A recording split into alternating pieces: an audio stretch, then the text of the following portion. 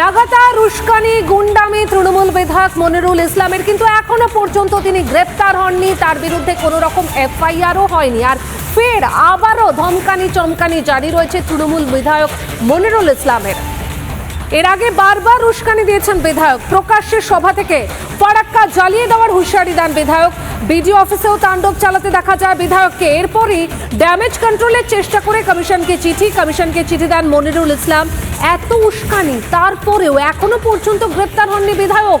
বারবার উস্কানি দিয়েও পার পেয়ে যাবে এই বিধায়ক, কারণ তিনি তৃণমূলের বিধায়ক বলে। বিধায়কের তাণ্ডব দেখেও দেখে না নীরব মমতা। কবে মনিরুলকে বহিষ্কার করবেন মাননীয়া?